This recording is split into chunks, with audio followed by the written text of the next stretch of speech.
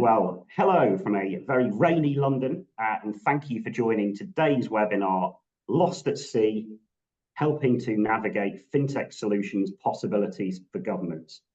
My name's Ian Hall. I'm the editor of Global Government FinTech, a sister title to Global Government Forum.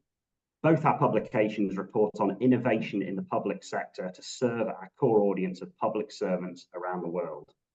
We're holding this webinar on the 22nd of February 2024 as governments and other public authorities are increasingly exploring and procuring fintech. But public servants can find themselves lost amid a sea of potential fintech solutions. Fintech's very nature, combining finance and technology, means that exploring its possibilities and implementing policies can run across organizations, departments, and job remits. In addition, fintech can be difficult to define, is growing as technology evolves, and brings legal considerations where laws often lag technology. At the same time, organizations with fintech solutions can find it daunting to supply to government and public authorities. This is often particularly the case for smaller companies, such as fintechs, without the capacity and ability to spot opportunities that established or large corporations tend to see. So today, we're going to be trying to look at these three questions to frame our discussion, which are, what are governments doing to stay alert to the possibilities of fintech? How are governments changing their processes to make it easy to work with fintechs? And what barriers exist to governments procuring fintech solutions, and how can these be overcome? Our panel, we have a three-strong panel today, who are Barbara Verkel, Policy Advisor for Digital Financial Technologies in Payments and Cybersecurity in Germany's Federal Ministry of Finance, Vittorio Tortorici, who is Senior Advisor for FinTech and Payments in Italy's Department of the Treasury, which is part of the Ministry of Economy and Finance, and Hunt Lacascia, who is Senior Public Specialist at the World Bank. We aim to save about half the time for discussion and questions from you, our online audience, so please do send in those questions via the Q&A button at the bottom of the screen.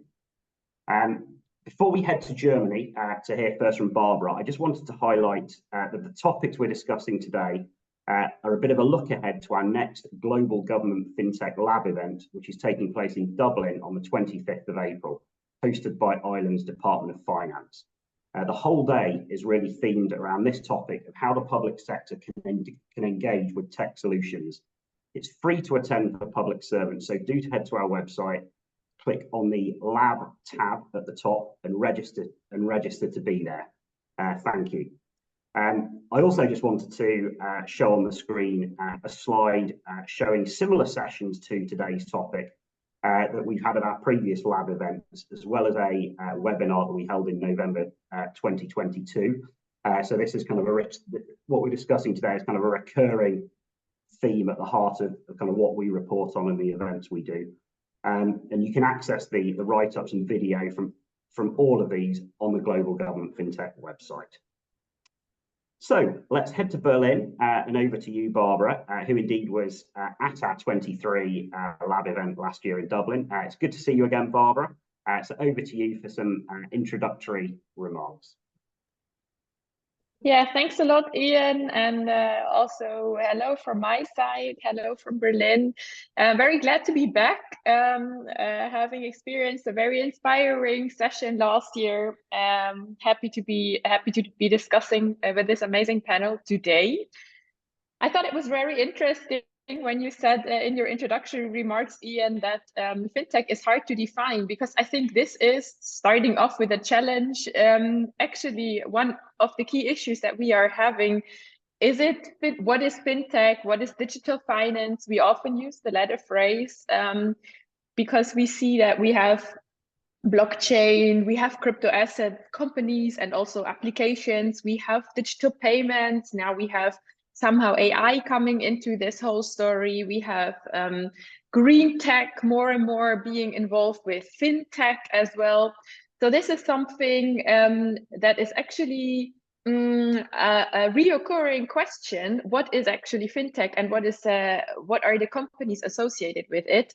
Particularly given that we see right now, fintech is far more than startups. It's often associated with being small companies, bringing out some innovative solutions, maybe some niche products, but actually we see a lot of scale-ups, particularly in the payments branch. We see incumbent firms. We see basically each bank being a tech provider as well at the moment.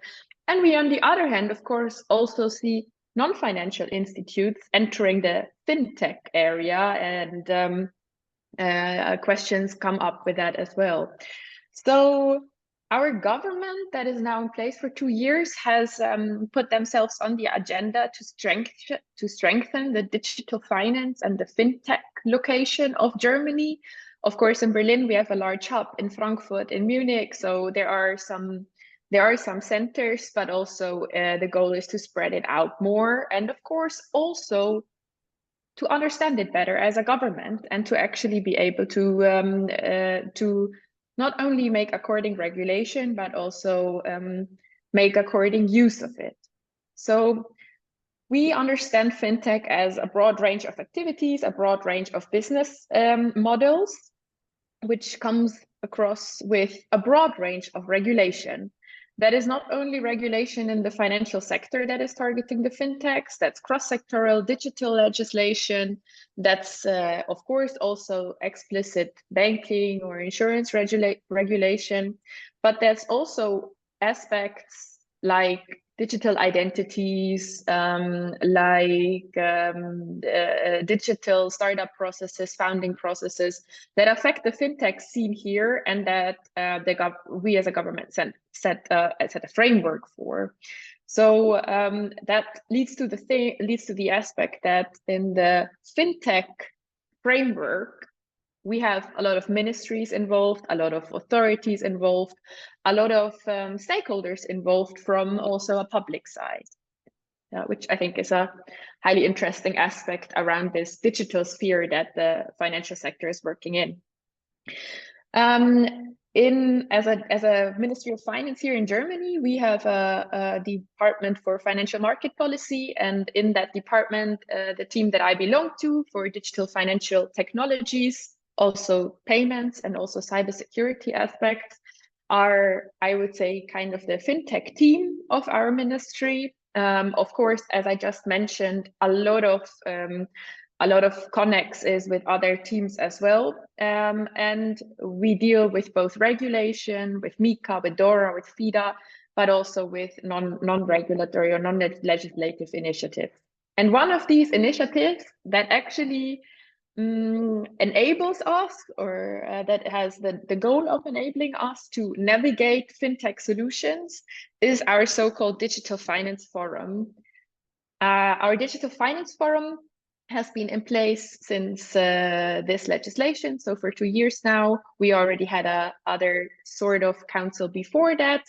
And with that Digital Finance Forum, we have a platform that is a platform for exchange between the ministry and between fintechs. So fintechs in a sense of startup representatives, but also experts from larger banks, from the science behind it, from universities. So a quite broad range of experts, around 35 to 40, that we as the Ministry of Finance regularly meet, regularly consult, and also regularly ask to update about what's actually going on in the market. So we meet in sessions here with our minister and also on the level of experts level. So we try to both make the public side understandable to the market, but also make the market understandable to the public side. One concrete product that has come out of this initiative is our Digital Finance Forum roadmap for shaping the future of fintech in Germany, a document that is now guiding our fintech activities along the next months and years to come. Of course, as I mentioned, due to this large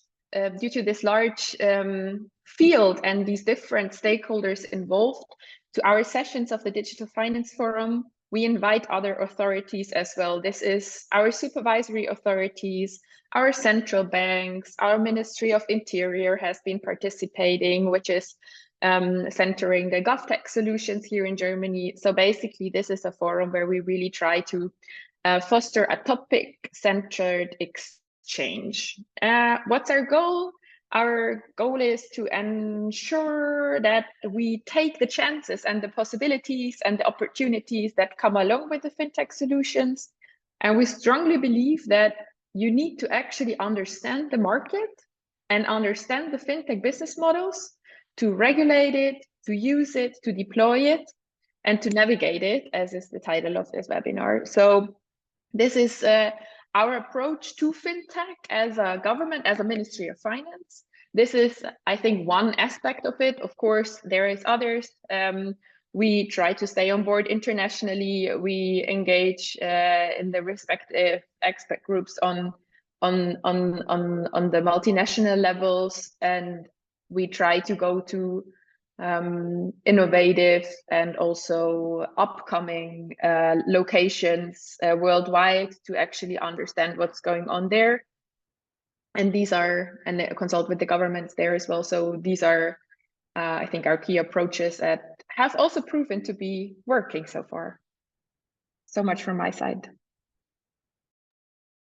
Great, thanks, Barbara. That's a quick whistle-stop tour of how Germany or your ministry kind of engages with fintech. I think I would summarize that as it's the relatively recently created and also renamed Digital Finance Forum. I think previously the FinTech Forum. So even the rename is kind of significant in a way that does the navigating. So the question is, how does the German federal government prevent being lost at sea? It uses to use the title, it uses that forum to navigate.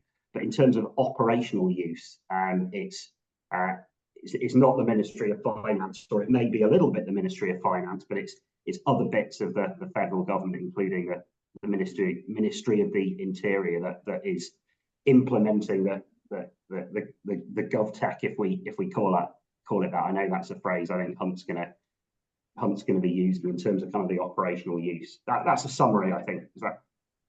That's absolutely correct, exactly. So particularly when it comes to operationalizing fintech within our government, but also within our authorities. You know, we're a federal state, so we have a lot of different municipalities and so forth.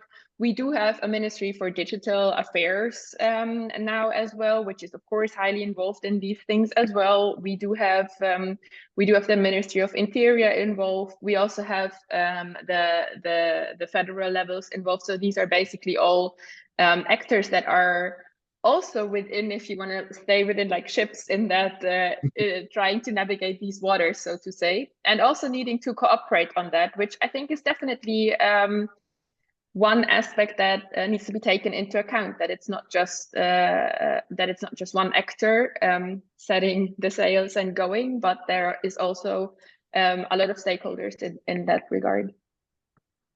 Great, thanks, Barbara. It's an interesting aspect in Germany, the power of is it 16 Länder, the 16 states as well, and I guess they have their own hubs and ways of engaging at that level as well.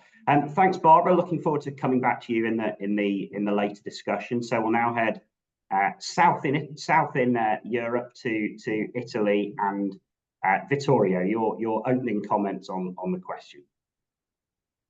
Thank you, Jan, and let me join Barbara in thanking you for the invitation and for the opportunity to discuss these very interesting issues together with such a very prestigious panel. So to keep staying in the maritime world and to use the metaphors that are that you've used regarding to be lost at sea and the navigation. Let me say that in Italy we were lost at sea, but we have done a navigation we have followed the path that is very similar to the one that Barbara described for Germany, that allowed us to stay alert to the possibilities of fintech and somehow change our internal processes to be faster and more flexible to keep up with the pace of change that the financial world is right now. In terms of this navigation, so this transformative process that we have embarked, I would focus on two keywords that are engagement and cooperation. These are concepts that Barbara has already raised in her intervention. So the first thing was to somehow fill the knowledge gap that the public sector has compared to the market operators. And we have tried to overcome this knowledge gap with engagement with both the fintech startup community, but the overall financial services community, so also the incumbents. And we have done that especially through setting up innovation facilitators. So not only innovation hubs at the level of each single supervisory authorities in the Italian financial world, but also through the setting up of a regulatory sandbox that is coordinated at the Ministry of Economy and Finance, but then is managed by each single financial sector authority, depending on the nature and the sector of the project. So if it's an insurance project, it's managed by the insurance authority, and so on and so forth. So that was our main initiatives regarding engagement activities. Of course, we, as government representative, we also have less formal approaches than include attending events, visiting fintech accelerators, incubators, to have a first-hand knowledge of the industry developments. Then thinking about cooperation, I think we found ourselves lost in the fintech world, because, as Barbara said, fintech is an umbrella term, and like with the term fintechs, we refer to a very broad range of different technologies applied to very different products and services. So there was the risk of fragmenting our vision, our approaches towards this very broad phenomenon. And to overcome also this possibility, we decided at the government level to set up a specific steering committee. So at the level of the Ministry of Economy and Finance, who is chairing this committee. So in the slide, you can see this committee that I'm describing you. So that I'm talking about the so-called Italian FinTech Committee. So we set up this committee that is chaired by the Treasury, the Ministry of Economy and Finance, and whose composition takes into account the cross-sectoral, cross-cut nature of fintech. So we have the possibility to have inside the same organizational structure representatives from different ministries, from the Economy and Finance, Ministry of Economic Development, who is in charge of overlooking enterprise affairs, the presidency of the Council of Ministries, which gives us a very strong political input, but also the financial sector authorities, and which is maybe even more important because of the relevance of some non-financial matters such as data protection or tax issues. We also have the possibility to include on a permanent basis representatives from the other sectoral administrations, such as the competition authority, the agency that we have at the Italian level for the digitalization of public sector. The committee usually meets periodically every 3 months. We have 3 years of experience so far of this committee, and we have done a number of things. So we monitor the evolution of fintechs at the European, international, and national level. We each year update our national strategy on fintech. We try to identify possible room for improvements at the legislative and non-legislative level with, soft law initiatives or exchange with the market. We can also invite market operators to participate to our works to help us exchange new ideas. So it's our objective. So you can also go to the next slide, just to try to summarize all these functions of the Italian FinTech Committee that I described. Our objective is to lead the public conversation on FinTech, which we found it was very useful to have a clear strategy at the national level and to build up our technical knowledge of these very new issues.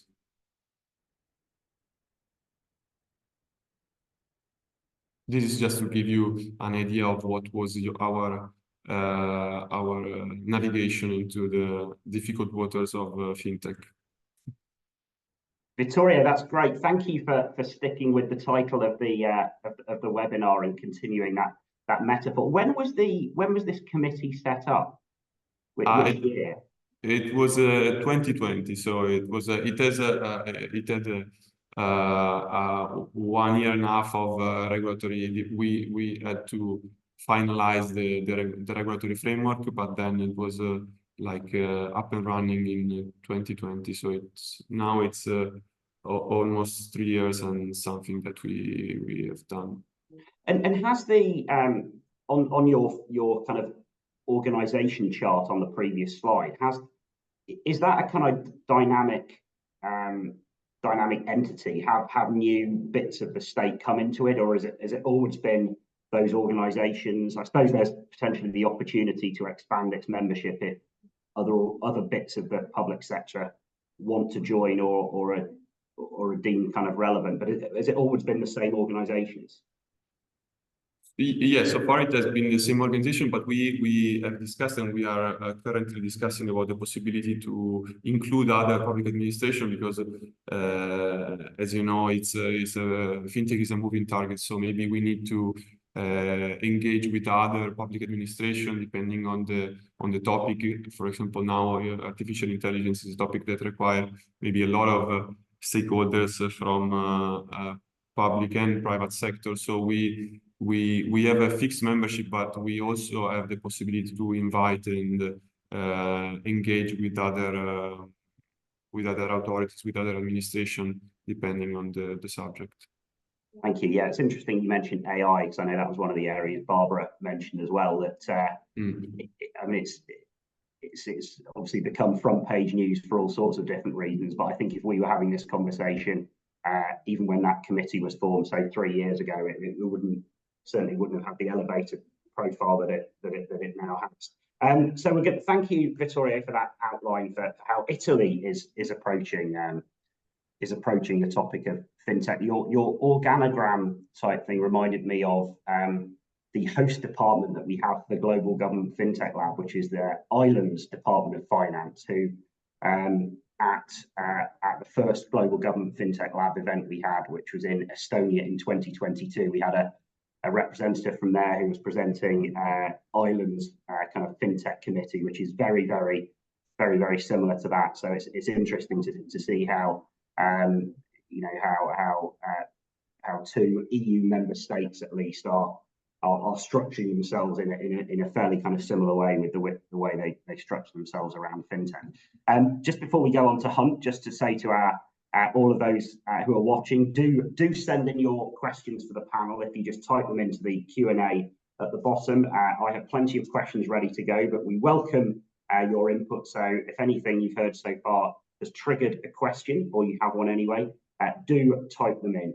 So thank you, Vittorio. Let's go over to Washington and hear from Hunt's opening remarks. Hunt, over to you. Great. Thanks so much for the introduction. It certainly was interesting listening to how the governments of Italy and Germany are approaching FinTech. My name is Hunt Lakasha. I'm a senior public sector specialist at the World Bank, and we work with governments globally on GovTech solutions. And I will go through a short presentation which will explain what we mean at the World Bank by GovTech and how FinTech fits into the equation. Next slide, please. So at the World Bank, we have defined GovTech as a whole-of-government approach to public sector modernization that promotes simple, efficient, and transparent government with the citizen at the center of the reforms. So it's a whole-of-government approach. It's also universally accessible to citizen-centric services. And the idea is it's simple and efficient. We've defined three components: analytical and thought leadership, global public goods and convening power that the World Bank has, and country and regional engagements. Next slide, please. Here's a great diagram that I like to use to get a kind of an understanding of what we mean by GovTech at the World Bank. We have four main modules or components, if you will. Core government systems, which we consider to be public financial management systems. So that's IFMIS systems, HR payroll systems, e-procurement systems, public investment systems, tax customs. We also consider sectorial information systems. This could be e-health, ed tech. We also throw fintech in here. In fintech, we work we work with the central banks on implementing national switches and RTGS systems, but we also work on small payment systems to get money to the beneficiaries, whom could be citizens and or local businesses or governments. Then we have public service delivery, and these are online services. This could be any kind of portal or mobile app, such as digital signature, getting your driver's license online, registering a birth or a death, something like that. We also have identification for development, which we call ID or D, for functional registries and EID services. Additionally, as this is all public information, we're a big believer in open government, making sure that all this information is accessible through open data, using open source solutions for an open government. We also have infrastructure such as cloud and interoperability. We definitely embraced it, disruptive technologies. Now, holding all this together is our GovTech enablers. So that's leadership in digital skills, strategy, and regulations. We work with countries on their institutional framework and their legislative framework so that they can actually build upon those. We build institutions and we work with countries on innovation. Next slide, please. So we have a bunch of literature that's freely available on our website. If you search World Bank GovTech, you'll find great reports, guidance notes, how-to documents on cloud computing, service delivery, greening GovTech, interoperability, and things like that. Next slide, please. We also have a global public goods and convening power. So we do have a GovTech knowledge sharing area, and we had a global forum last year, which was very well attended here in Washington, D.C. We have these global public goods. We have something called the GovTech Maturity Index, which basically provides a maturity indicators for every country around the world on their maturity on all the various components of GovTech. We have online courses for the GovTech Academy. We have a knowledge platform and an innovation. Next slide, please. And we're big on obviously operations, so we work regionally and with countries on our engagements. These are some of the examples that we have, whether they're assessments, roadmaps, or strategies, or actually building, these government solutions for. Or providing the funding so that the countries can build it. But we do provide lots of technical assistance. Next slide, please. So just to zoom in a little bit, some of our main activities are this, and products are this GovTech Maturity Index, where we do go through, the various modules or components that we discussed on core governance systems, public service delivery, citizen engagement, GovTech enablers. We have our innovation lab that we work closely with countries on innovating and using disruptive technologies and fintech solutions. We also, as Barbara was mentioning, are very interested in greening GovTech. We put a volume, a report out not too long ago about how you can green GovTech, and we're coming out with volume 2 on the case study approach for that. And we also put together working groups that include academia, the public sector, and the private sector. Next slide, please. Just a quick note on the GovTech Maturity Index. You can see here we have 48 indicators from 198 economies, giving folks a very good understanding of how advanced countries are in their GovTech solutions. Next slide, please. And then we also, at the World Bank, tried to convene, again, various stakeholders within the sectors and build community and co-deliver deliverables. Currently, we have working groups on mobile government, cloud computing, and next slide, please. And thank you so much. You're welcome to check out the website at that link right there. I'm looking forward to the discussion. Thanks. Thanks, Hunt. That's fantastic. I mean, all of those, the kind of subtopics within the subtopics. I mean, obviously AI again, but all these other things could be worth a webinar in itself. Which country was top of the latest maturity index? Well, I would say the OECD countries are way up there. But which is great because we use those as examples, and we do a lot of study tours where we provide financing for representatives and delegations from countries to go to OECD countries to get a glimpse of what how these technologies can be used. So in terms of kind of the implementation of GovTech, so many of these things cross across different ministries and different. But in terms of, I'm conscious we have both Vittorio and Barbara who are both from finance ministries. When we were talking before this, you referenced to some of the most fintech things actually being involving the central bank or to do with, I think you mentioned RTGS renewal, so real-time gross settlement, kind of very much in the territory of central banks. In terms of some of the, I suppose, use cases and some of the examples that you've gone through on the slides, if we were to focus on finance ministry specifically, is there any kind of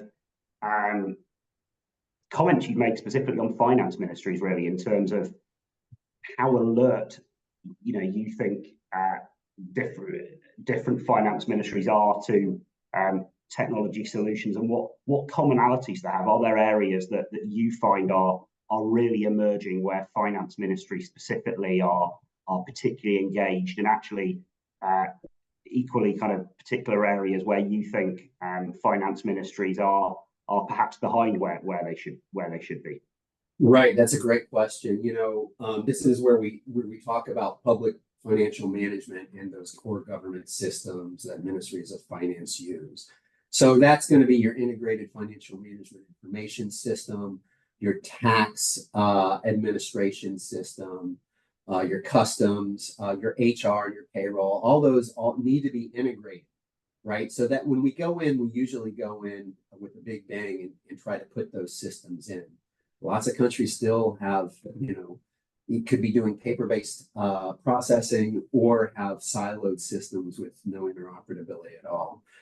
So those are really the core things. And when the countries go and tender for those, you're usually looking at very sophisticated vendors that can provide those types of solutions.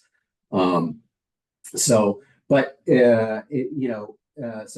are the cases. Now there could be once you get those core government systems, and then you start talking about some of the digital public services that can pull into those, right?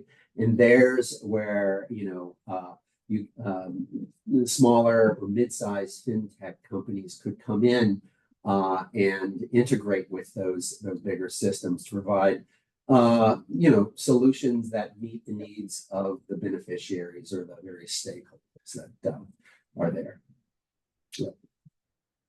Thanks, Barbara. You were nodding a little to that. Is there anything you want to come in on that? Yeah, I totally agree with what Hunt just mentioned, and I think one large aspect is also the digital payments aspect, so to say, because of course there's also different responsibilities among different institutions, but then actually having a digital payments infrastructure, which is of course for a large part also central bank task, but also when you think about the coordination with the citizens, actually, I read on the World Bank GovTech page, putting people first. So yeah, I mean, this is of course why we are doing all this, because in the end, it's supposed to benefit the citizens and of course also the companies. So basically, this is what we try to frame that for. So that's my nodding, so to say, explained. Thanks, Barbara. I myself referred to, as did Hunt, to central banks as well. And I'm aware that Vittorio, prior to being in the ministry, was at the Central Bank of Italy. So I'm not sure I can express this question any better, but who's getting the opportunities of fintech more? The central bank, which I imagine has kind of a fintech team or a fintech division, and the ministry, and how closely, Vittorio, in Italy, is the Banca d'Italia and your ministry, working on fintech matters? Thank you, Jan. So I mean, we as the Ministry of Economy and Finance and Banca d'Italia have a lot of projects in common. We do cooperate and a lot of different responsibilities together. So we are working together on, for example, the shift from analogic to digital of lots of our public competencies and functions. I feel like in my experience, I've seen more the central bank adopting a fintech solution because the central bank is most of the times also a provider of, let's say, financial services or public services that have a financial nature, because lots of central bank manage, for example, payment systems or offer payment solution to the private sector. So, for example, looking at our national experiences, the Ministry of Economy and Finance and the central bank are working together to bring instant payments and they apply them to the area of public administration services, especially payments to public administration. So, for example, the possibility for the citizens to pay taxes, fines, charges, different services with instant payments. Or also, and looking the other side of the table, instant payments from public administration to the public, which is also very, very important for payment of salaries, but also social welfare, the payment of urgent subsidies. If you think, I don't know, for example, after a natural disaster, an earthquake, maybe the citizens need some sort of instant repayment, instant form of welfare. So the instant payments can also be turn useful in that area. So I think the collaboration between different public administration and this need to overcome the silos approach, which is unfortunately still very broad, very present in our public sector, is something that, for example, these events, your kind of organization and also international organization at the World Bank can support us in cooperating and find overlapping and potential area of exchange of information between public administration also at national level. So I mean, many times happens that World Bank or other international organizations arrive and they help us also OECD countries to develop this kind of capabilities. So it's very useful to have these also these moments to discuss this together. Thanks. I've kind of got two follow-up questions to that, and the first for all of you, but I remember Barbara, you saying at our FinTech Lab event in Ireland last year, we also talked about skills, and you said that the finance ministries, and certainly your ministry, had a reputation for being quite having a lot of lawyers and economists, and not necessarily tech people. And there was a bit of a drive in your ministry to recruit. I think we've heard this from at a previous event from Austria's finance ministry as well. I'm sure it's true at most ministries. How's that going? You referred to this drive, as I say, to recruit more people who know the kind of fintech world. How's that going? I'll then come to back to Vittorio with the kind of same question. And then obviously, I guess Hunt will have that perspective across all the countries as well. So if we tackle that kind of, how are fintech skills in your ministry, I suppose, is the specific question. Yeah, that's this is super interesting, as it is highly relevant at the moment, actually, also for us. So we did manage to actually increase our IT, like, how do you say, like they studied informatics. So then you're like IT with an IT background, and also with a background in mathematics. So all kinds of natural sciences that have not traditionally been the first ones to be approached by the ministries, have now significantly increased. I want to say not only in our team dealing with fintechs from a financial market perspective, but also, as has been mentioned before, in our teams dealing with the tax authority, like with the tax systems, dealing with our financial intelligence units, anti-money laundering. We have data scientists. We actually have built up a data hub and an innovation hub with the respective people attached to that.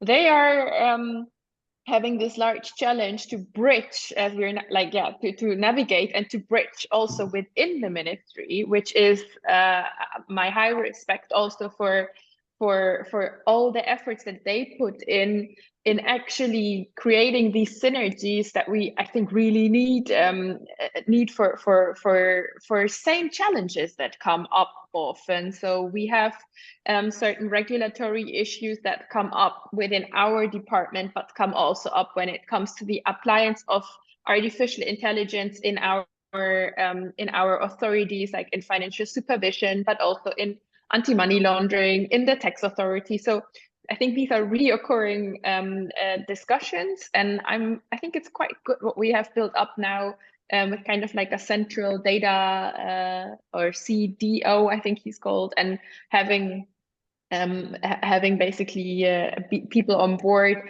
that can explain to me with an economic background and my colleagues with a legal background as to what can a blockchain actually do, and if I negotiate a law around it, is that actually matching the technology aspect behind it? So yeah, we've progressed on that since last year. Yeah, that sounds like real. That sounds like thanks for that the detail. It sounds like real progress. And you said there's a data hub and an innovation hub, and they're both in your ministry. Is that right? Exactly. So basically, this is also something that we built up among more ministries to come now, so that there is also the interconnectedness between them. And I think that's really great steps forward. Yeah. And when I think data it's very typical of most governments to be creating these kind of database chief data officer roles. But in terms of innovation, how is that? My sense is, because we're really talking about fintech, that fintech is relevant to that innovation. But when we speak about your department's recently newly created innovation hub, is that really about innovation in technology, of which financial technology could be a part, or does it mean innovation in a broader sense? Well, it's basically both. So it is quite openly phrased regarding the use cases that you can approach with. On the one hand, it's actually about how to actually make our internal processes more innovative and also more tech driven. But it's also of course then in our classic tasks, if we have problems to solve. For example, I think one of the latest use cases was how to use how to automate donations and respective tax or the tax aspects associated with it. So they really have also particular use cases that then can go live, so to say. Yeah. And is there actually a kind of a committee of innovation hub leaders? If you say there's innovation hubs in different departments, there's also probably an organogram a bit like Vittorio's, but focused on those innovation hubs as well in Germany. Yes, I'm not 100% sure if this is like how this is exactly phrased, like if it's innovation hub leaders or whatever. Yeah. There is an exchange between that, and also on the higher levels there is also a regular exchange, particularly on the GovTech topics, digital identities and so forth. Yeah. Given that, like as I said, so many stakeholders involved, there is a regular like steering committee on it as well. Yeah, great, thank you. I do want to come back to digital ID as a topic, because obviously there's the EU. The EU is planning to bring in this digital ID in the next couple of years, and so many of the webinars we've done about different fintech solutions in the developed and developing world tend to refer a lot to the importance of digital ID. I know Hunt will probably have a view on that as well. Let's just go to Vittorio then for your observations of what you've heard, and then to Hunt for there's a lot to pick up on there, I think. So Vittorio, over to you.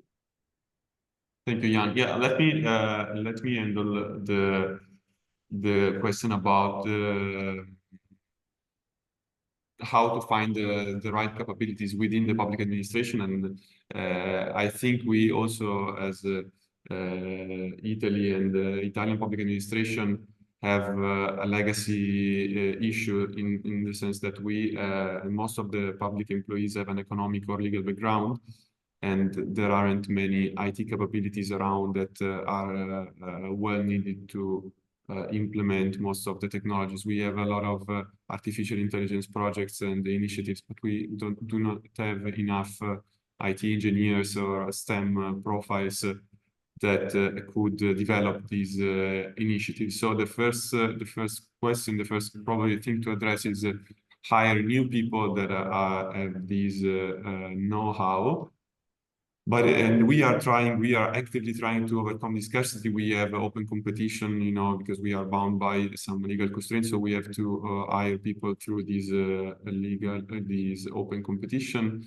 But we have we are finding difficult to overcome this scarcity, because there aren't many engineers out there, and we compete with the public sector. And since we as public administration have not only legal but also many budget constraints, often we cannot offer the same salaries and benefits of enterprises. So it's not easy for the public sector, and this is a big issue to face and somehow to approach and find solutions. It's not easy to attract and retain great talent, which makes even more important to try to find different, maybe non-monetary ways of attracting and retaining talent. For example, I think it's a very strong topic, especially for new generation, is the reputational aspect. So being a civil servant, make an impact. So these are things that still can be attractive to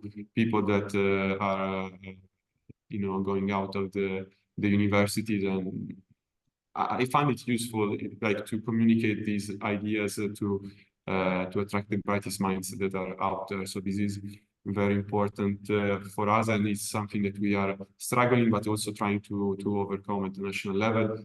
And I think, like you mentioned, innovation hub leaders, this.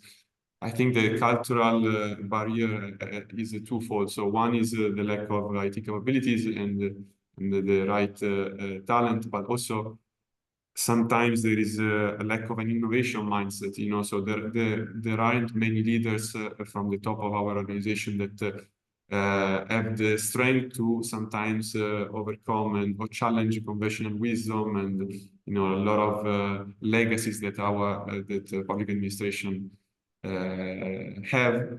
So I think, and in my experience, most of the real changes in the public sector stem from bright-minded leaders that are brave enough to challenge this wisdom. And I think the role of international organization and knowledge partners is somehow to help these leaders to, have new idea, to start their journey, to find strong ideas to then propose internally to try somehow to to break the convention. So I think the cultural aspect is one of the main barriers, but we are working on it. It is a good point. I mean, again, a lot of our webinars, just the classic challenge of budget, of course, in every country is one that comes up. The cultural challenge of being open and then implementing new technologies. And I think one thing that's also cropped up is also a slight reputational challenge with fintech. Again, I remember posing that question to Barbara at our event last year, which is certainly when you get that there are sometimes fintech companies can be in the news, not necessarily for like any sector, I guess, for the best reasons, and therefore with an emerging industry, which is occasionally controversial when you get towards the kind of crypto end of fintech. It can obviously, I guess, if public servants are nervous about exploring the possibilities of fintech anyway, the reputation of fintech can sometimes, in some senses, can make a challenge as well. I see there's been kind of various interactions in the kind of the Q&A. So I see we've had a question in from Karen Cullen in Ireland, who was at our first event in Estonia in 2022 and hosting part of the Department of Finance in Ireland was hosting the lab again. So Barbara, thanks for interacting with Karen on that. Hunt, come to you then. There's so much to pick up on there. So hopefully there's 2 or 3 threads from what you've heard from Barbara, Vittoria, and your own thoughts to pick up on. Then I do want to this is it's a great topic. We here at the World Bank in Washington, D.C. last year, we hosted the Korean Digital Days. And I remember being in the auditorium when the leader from the delegation gave his keynote. And, he said that, 50 years ago, Korea was a different country and that they had invested heavily in technology from the government standpoint. Then he said they spent more on digital skills. And that really kind of shines a light on, where to put these investments in government. At the World Bank, historically, we spend a lot of money on technology. But we kind of sometimes we miss the target because we really need to build these digital skills within these countries, right? So, now there's a very profound idea that not only do we spend the money on the IFMIS system, which are expensive, but we have to spend the money on putting people first, which is building the capacity, implementing the change management, doing the rollout and the adoption, right? These are huge people centric activities that historically, for one reason or another, they haven't been, haven't had the importance. And really and truly, as we've all seen, technology comes and goes. But the more that you can skill up the civil servants in the country in general, the better. So, you know, at the bank, we are not only financing GovTech solutions, fintech solutions, but we're also financing the change management, the rollout, the training, and the adoption. And we're doing that not just a little slice of the pie, it's a big slice of the pie.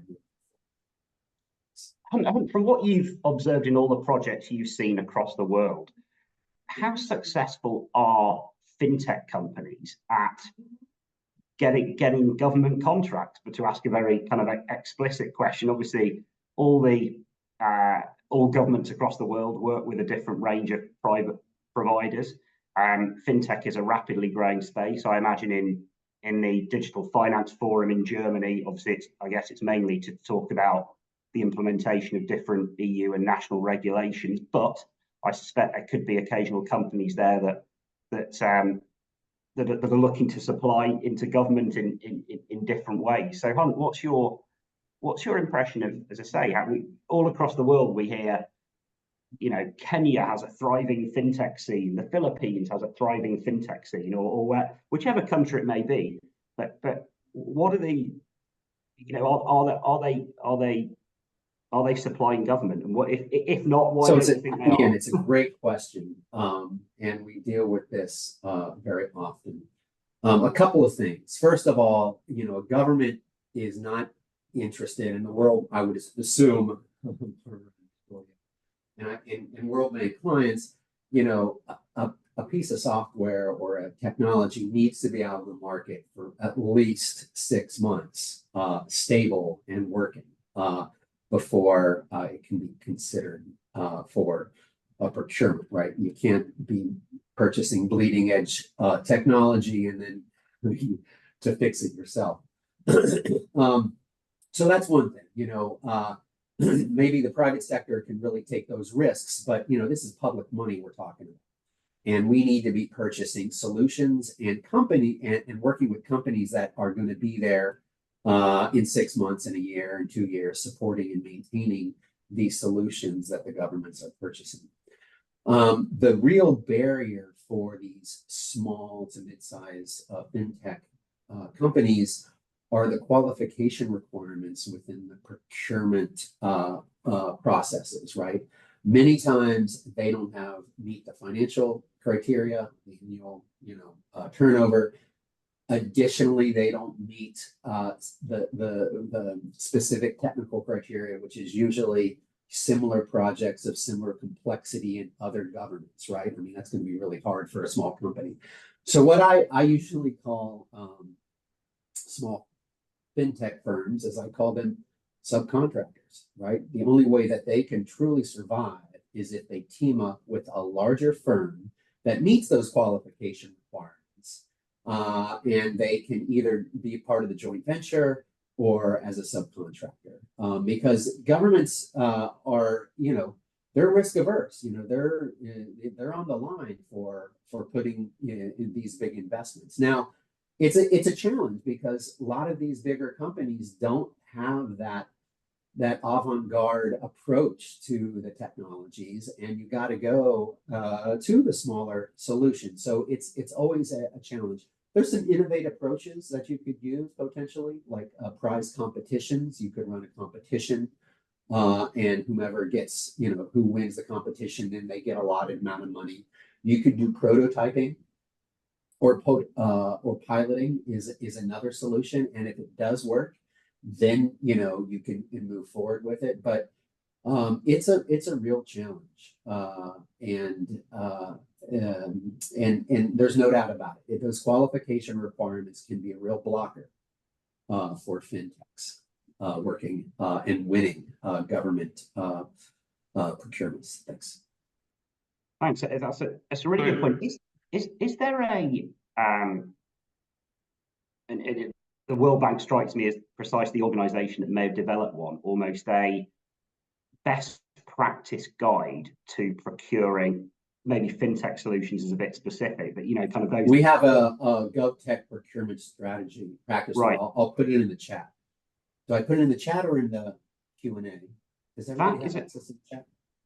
That is That is a good question. If you put it in the chat, I will just to make sure everyone's got it. I will. If anyone's listening on just audio, I will read it out, because the this is one of the kind of core issues that we come across all the time, that I'm writing about daily, is these, as I say, is these government procurements where they're thinking either we need to where they're looking to bring in new technology, and often the fintech companies maybe are unaware of the I mean, it's what I said in my intro. They're either unaware of the intro, or there are just criteria, for example, to do with their own funding as well. So there may be a nervousness about absolutely, government in a sense is rightly kind of risk averse. It's public money, and things can't go wrong. But if it's a new fintech solution from a new company, if they've got to have, clearly they've probably got to be regulated. I know I've written recently about a kind of a UK open banking procurement system, and one of there's various kind of criteria to get on that roster, for want of a better word, and you have to be regulated by the Financial Conduct Authority. You have to give various kind of statements. I don't know how much it goes into your kind of financials, but there's all sorts of things, rightly so in a sense, kind of hurdles to get over in order to then have a chance of contract. But Barbara, do you have anything? I don't know if procurement is a topic that comes to you, or that's kind of how you get these. I mean, let me ask that question: is government procurement something that has ever come up at the Digital Finance Forum meetings? Yeah, it is actually, because it's also something that's not just a fintech, but a general startup issue, I would say. So basically, it is something that comes up. And I was just thinking about, I think that there are also, coming back to our federal structure, I think there are also some districts, like I think Hamburg, for example, that actually have introduced experimental clauses in their public procurement guidelines to enable more innovative younger companies to be able to actually, as Hunt mentioned, firstly meet the basic requirements, and then also in a second step have a chance to actually win these procurements. So basically, this is what is tested there. So from that sense, yes, definitely, that is something that is going on, because I think I mean that I can only agree. I think that's also the case here, that the requirements are very much a challenge for younger companies and fintechs in that sense. Thanks, Barbara. Vittorio, do you want to come in on that as well? And Hunt, did you manage to put the URL in the? I did. I've got it in the chat for me to everyone. Fantastic. Sorry. Thank you. I'll make sure that there'll be a write for this. I'll make sure I include it as well, because it's such a live topic for fintech companies interested in government. Vittorio, I'll come to you, but I guess we've got just over 10 minutes left. I suppose a broad question would be, which I'll leave Barbara and Hunt to ponder on before, while I go to Vittorio, is financial technology is changing all the time, evolving all the time, and sometimes, in all senses of technology, government can kind of struggle to keep up in terms of its own adoption, but also in terms of legislation as well.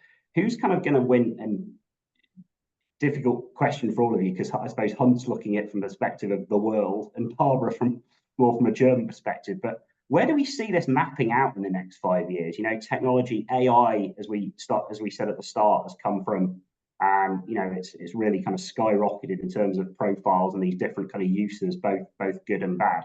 But how do we see the next kind of 5 years going in terms of the fintech, but in terms of government's interest in it, and I mean that kind of across the public sector? So I'll maybe go to Hunt to have a think about that. But first to Vittorio on the we were kind of on procurement, I think, weren't we?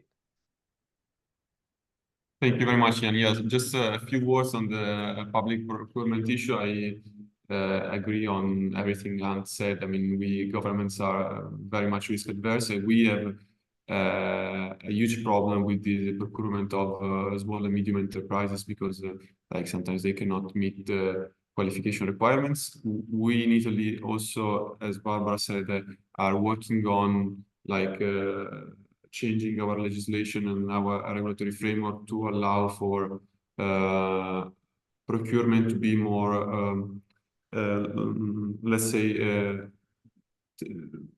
like fit for also like small enterprises. So we are working on that, but so far in terms of GovTech, so in terms of reliance of the public administration to tech providers, I think we have mostly in-house solutions. We at the level of the Ministry of Economy and Finance have a large state-owned company who is a tech provider of tech solutions, and that cover a lot of the needs of central administration. And or we do rely on third-party providers that are often in a public-private partnership. For example, last year there was this like very important tender to create a national strategic cloud hub, which hosts like cloud public services in cloud, both to host critical and strategic data services of central government or local health authorities or other local government bodies, but also allows any kind of public administration to store their ordinary data and functions at this level. So this Cloud Hub initiative was the winning project. It was a joint venture between public-owned companies and private entities, but very large companies. So, for example, the Italian main telecommunication operator. So, as Anne said, many of the fintech providers are working as subcontractors or in joint venture with the larger companies, which somehow remind me of the so-called fintegration. So at the beginning of fintech, we were discussing about the competition between incumbents and fintechs and new entrants, and then like fintegration happens. So like the collaboration between these large players and smaller ones. I think we are going to see something similar also in the GovTech sector.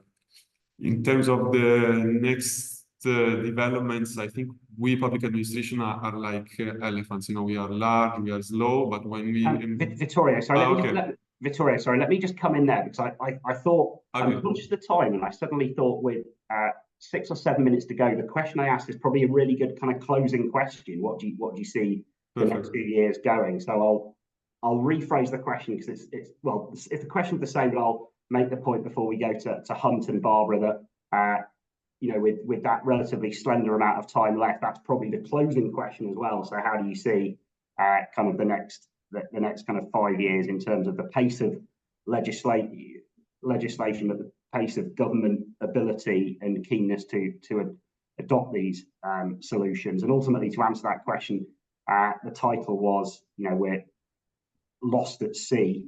Is this kind of a bewildering tapestry in front of us, or how do you see it developing? But I did want to come on to digital IB. I just don't think we're going to have time. So let's go to Vittorio to continue where he was, and actually at the same time kind of make any kind of closing remarks. Then we'll go to Barbara for her kind of closing comments, and then we'll round off with Hunt. So sorry, Vittorio, to interrupt. I was just kind of conscious of the time. No worries. So, I mean, digital ID is a strong topic. I mean, we are not the administration who is in charge of like developing a new digital ID system. In Italy, we do have a couple of digital ID that are recognized at the European level, but we are in the payment sector, we are discussing and we are thinking about how to implement these new digital identities as a way of authenticating the clients and citizens for a number of different purposes, and starting from payments to public administration, for example. So digital ID is a great area, but I think probably one of the aspects that we are more focused on right now is how to implement artificial intelligence solutions to our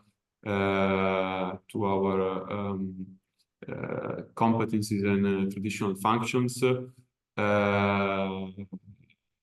we are, I mean, we do not think that the AI will substitute public employees and or will change significantly the way we are doing our things, but it will improve significantly how we carry out our traditional functions.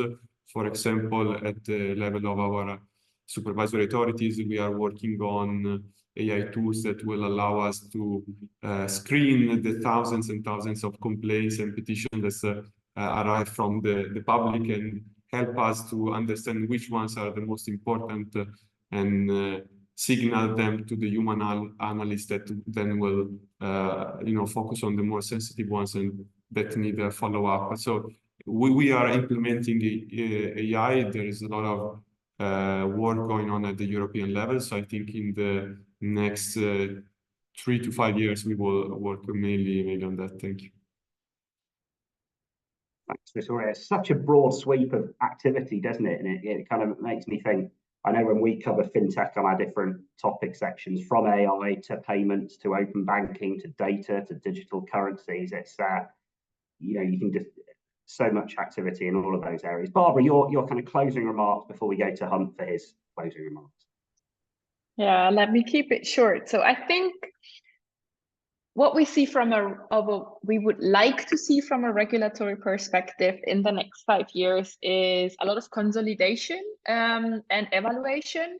We have had quite a few regulation coming up, both for markets and crypto assets, for more cybersecurity, for more operational resilience, and so forth. We have payments services directives. We have the FIDA coming up for data access. So I think what we need is also give the market a bit of some slack to actually adopt these and actually be able to evaluate these, particularly regarding new technologies. So is our current set working? Is it meeting the goals that we want to meet with this regulation? I think that's important before throwing out more. However, what I see from a fintech perspective is we saw this in the latest investment round numbers, that the sector is resilient and that we will see a lot of developments regarding green fintech, sustainable fintech, also AI, but also regulatory fintech solutions. So I think these are areas where we will see a lot of developments, and where we will also probably be surprised what we will be talking about in 3 years from now. Absolutely. Particularly if the growth of AI is typical of how things can, as I say, can really kind of accelerate up the agenda. So Hunt, over to you to close us off. Great. I think Victoria, thank you, Barbara and Victoria. Great discussion. Victoria, I like your point of a fit for purpose solution. At the bank, we have low-income clients, middle-income clients, and high-income clients, and they all have different capacities. So we do tailored approaches for our clients, both from the legislative and institutional frameworks all the way through to the operations and implementation of these GovTech solutions. What I would say at the top of the list at the moment are 2 things. First is sustainability. We're looking at everything from a sustainable lens. So that's from an economic, social, and environmental lens. And additionally, AI is a game changer, right? And so I can see every sector and every subsector within the bank looking how it can automate, all the tasks possible. So, even the president of the World Bank is looking to make the bank more efficient when we go through the creation of our projects, which currently takes like 27 months. He wants to bring that down. So there's a lot of efficiency gains that we can make through AI to become much more of an effective bank. Thank you, Ian, and Barbara and Victoria. Great, thanks, Hunt. Well, that brings us in pretty much exactly, brings our ship, our newly navigating ship, brings us in almost exactly on time. So thanks very much. Thank you all for those watching. I know that there were some questions coming in, but I hope they were kind of answered in the kind of chat and kind of text format. But if you had a question that wasn't answered and you'd like me to forward it on, if you feel it hasn't been answered, then my email address is on the Global Government FinTech website. So we're going to be publishing a write-up of what we've discussed. You can ensure you receive this and our ongoing editorial content by signing up to receive our weekly email newsletter. You can find a button on the website that looks exactly like that in the middle there. We also encourage you to join our community on LinkedIn. We've just gone past 2,000 followers, so please give us a follow there. Easy to find, just type in Global Government FinTech. And here's your final reminder to register to attend our in-person event in Dublin on the 25th of April, hosted by Ireland's Department of Finance. That's the Global Government FinTech Lab 2024. Thank you again to Barbara, Vittorio and Hunt, and have a good rest of the day. Thank you.